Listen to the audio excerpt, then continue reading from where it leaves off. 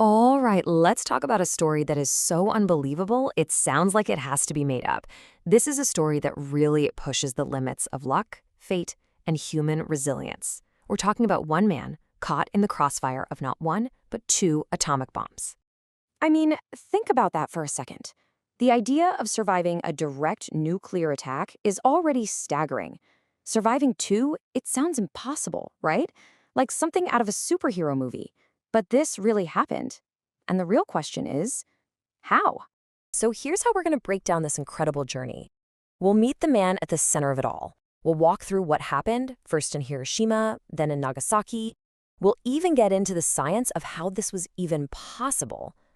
And finally, we'll look at the life he lived and the powerful message he wanted to leave behind. Okay, so the man at the heart of our story is Tsutomu Yamaguchi.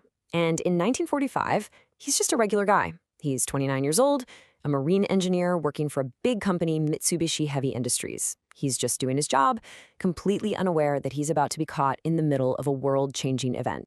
Picture this. It's early August 1945. Yamaguchi has been away from home for 3 whole months on a business trip in Hiroshima. He is absolutely ready to be done. All he can think about is getting on that train and finally going home to his wife and his baby son who are waiting for him in Nagasaki. So the morning of August 6th arrives. He and his colleagues are heading out to the station to go home. But then comes one of those tiny little twists of fate. He realizes he's forgotten his hanko. It's a personal stamp, kind of like a signature. So he has to turn around and head back to the office to grab it. And it's on that walk back at exactly 8:15 in the morning that he happens to look up. He sees a single American B-29 bomber, the Enola Gay, flying high above the city. And then he sees it drop a small object, an object attached to a couple of parachutes. He's less than 2 miles from the city center. In his own words, there was just this great flash in the sky. The blast from the atomic bomb, little boy literally picked him up and threw him. It ruptured his eardrums, left him temporarily blind, and gave him terrible burns all down the left side of his body. Somehow, in all that darkness and confusion, he manages to crawl his way to an air raid shelter. And what's truly a miracle is that he finds his 2 work colleagues there. They survive too. They spend a horrific night in the ruins of Hiroshima, and then, the next day, they get on one of the very first trains leaving the city. Now, you'd think that would be the end of the nightmare, but it's not. It's just 3 days later, August 9th. Yamaguchi is bandaged up, he's in a lot of pain, but his sense of duty is so strong that he actually reports for work at his office in his hometown, Nagasaki. Can you imagine this scene? He's in his boss's office trying to explain the absolute horror he just witnessed. He's telling him a single bomb, just leveled the entire city of Hiroshima. His boss just looks at him, totally skeptical, and basically tells him he's crazy. And right then, literally, as his boss is saying he's crazy, the world outside the window flashes a brilliant white. The second atomic bomb, Fat Man, has just exploded over Nagasaki. In what has to be one of the most unbelievable coincidences in history, his office was, again, just about 2 miles from ground zero. The shockwave knocked him flat, but this time he was somehow unhurt by the blast itself.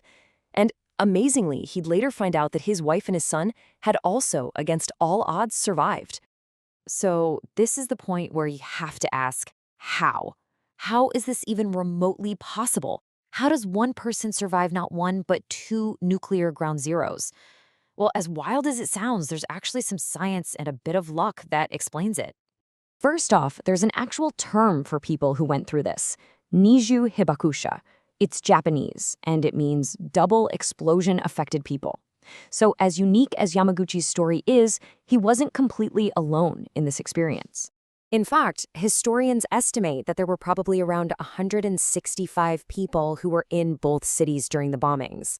A lot of them were probably on that same train as Yamaguchi, trying to get away from Hiroshima.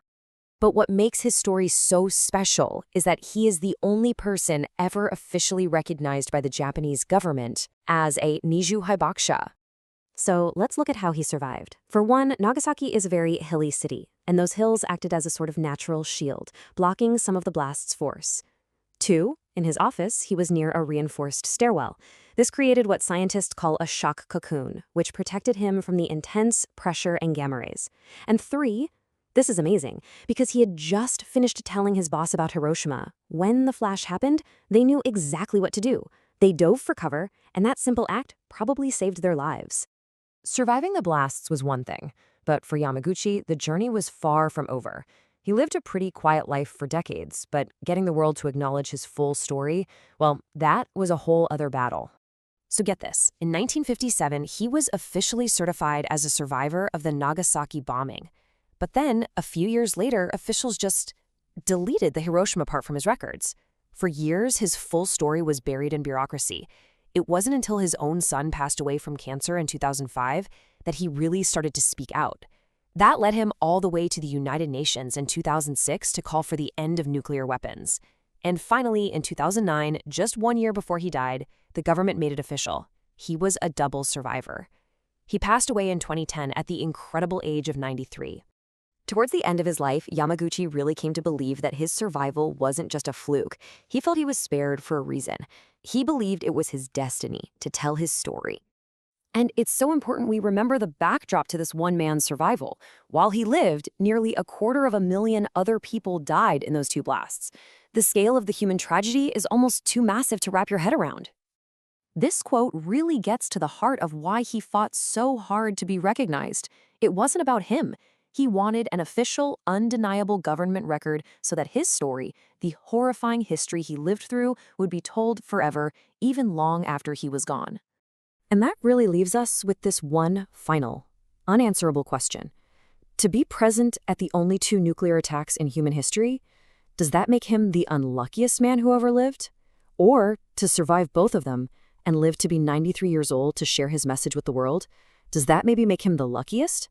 It's a paradox with no easy answer, and it perfectly captures his incredible, terrifying, and truly unforgettable life.